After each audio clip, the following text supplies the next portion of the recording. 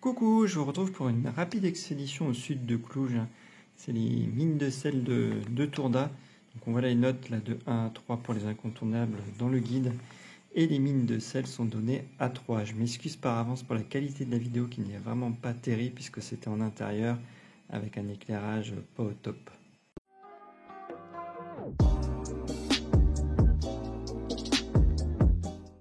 La mine est facilement accessible depuis Cluj via autoroute. On a un parking pour s'y garer à 5 lei l'heure, et l'entrée est à 40 lei dans le guide du retard, et finalement nous c'était déjà 60 lei, inflation oblige, donc 12 euros, et il y a vraiment du sel partout, l'humidité est constante, des longues galeries, là du coup le guide conseille de ne pas prendre cette galerie qui mène sur rien, on l'a prise, donc pour rien on a dû faire demi-tour.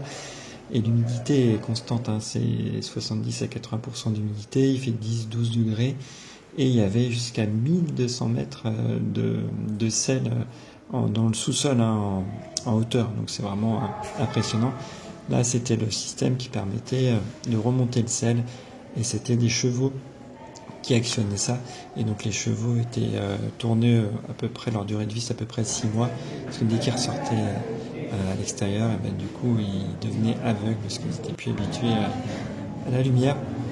Donc des destins assez tragiques pour les chevaux, hein. Évidemment la foi religieuse toujours présente, hein. Donc faut se baisser, hein, pour descendre, pour accéder dans pas mal d'endroits, les sols sont assez bas et il y a vraiment du sel partout. Là on arrive à l'attraction principale, hein. Le guide du retard parle presque de guide touristique, hein, d'attraction touristique, et effectivement ça frise le parc d'attractions, hein. Ils ont pas tort, puisque la mine était fermée depuis 1932. Elle a servi évidemment pendant la guerre de refuge, la Seconde Guerre mondiale, et aussi pour stocker de la marchandise pendant une période, puisque c'est très frais. Et ensuite en 2009 elle a été restaurée pour donner ça là, ce grand parc d'attractions. Alors évidemment ça vaut le détour, hein. Franchement c'est à voir, ça se fait en 2 heures, et surtout pendant une période de canicule, parce qu'il fait tellement frais à l'intérieur que c'est agréable. Et puis là c'est le must, on va dire.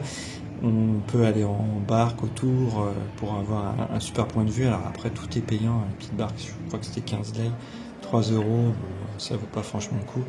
Il y a des longs escaliers si on ne veut pas prendre les ascenseurs. Par contre, ils sont à sens unique, et donc on peut y aller à double sens, mais c'est pas prévu pour. Donc on est sans arrêt obligé de s'arrêter, de laisser passer les gens. On se frotte les uns contre les autres. Puis là, on voit qu'on peut faire plein d'activités en bas. C'est un peu du n'importe quoi, du billard, du bowling, des cours de danse, et même des fois du petit foot. L'ascenseur est quand même sympa à prendre, hein. Ça vaut quand même le coup d'œil. Et puis là en bas, on n'a pas pris les barques, ça sert à rien, on voit très bien sans prendre les barques, et c'est vrai que ça vaut le coup d'œil, hein. On peut se poser, on regarde en hauteur, et on en prend quand même plein les yeux. Prévoir un petit pull, hein, pour ceux qui sont un peu frileux, parce que on sent la fraîcheur, surtout des fois quand on arrive de l'extérieur, il fait vraiment très très chaud, comme c'était notre cas. Et puis même dans le bassin, le drapeau roumain, je dis souvent qu'ils sont très fiers de leur patrimoine, ils mettent en valeur. Et puis là, la vue du dessus, là, on était sur le départ. Et puis là, c'est reconverti en des petits jeux d'échecs.